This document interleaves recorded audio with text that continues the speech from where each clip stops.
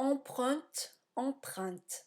Alors aujourd'hui, nous allons regarder deux nouveaux paronymes et ils sont assez intéressants au niveau de la phonétique. Ils sont très proches l'un de l'autre et pour les différencier à l'oral, il est essentiel de faire bien attention à l'articulation et la prononciation, surtout avec empreinte qui demande un peu plus d'effort.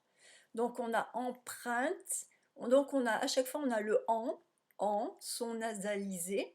Et on a un son nasalisé à partir de U et un son nasalisé à partir de I. Donc le un en français, comme ça vient du I, il faut vraiment faire attention à bien tirer ses lèvres, ouvrir la bouche comme si on faisait un sourire et ensuite on remonte pour avoir le son nasalisé. Donc, quelle est la signification de empreinte?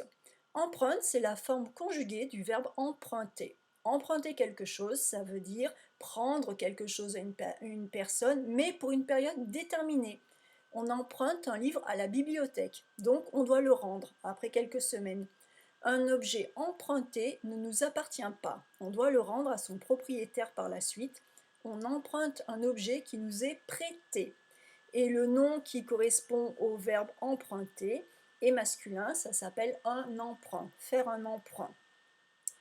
Empreinte, qu'est-ce que ça veut dire? Alors empreinte, c'est le nom commun féminin, une empreinte, et ça signifie une marque ou une trace qui est laissée par des doigts, des pieds, des chaussures.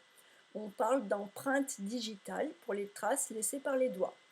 Ce terme d'empreinte s'étend à une forme métaphorique. Quand on parle d'un personnage ou d'un événement marquant, on dit que tel personnage a laissé son empreinte, c'est-à-dire son passage ou sa façon de gouverner, qui a laissé des traces.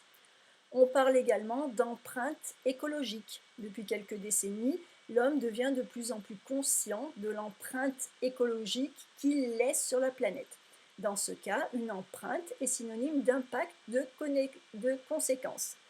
Attention, le nom empreinte correspond au verbe imprimer et le verbe emprunter n'existe pas. On a le verbe emprunter, prendre quelque chose, emprunter un livre, emprunter la voiture de votre voisin, mais pour laisser une empreinte, on va imprimer.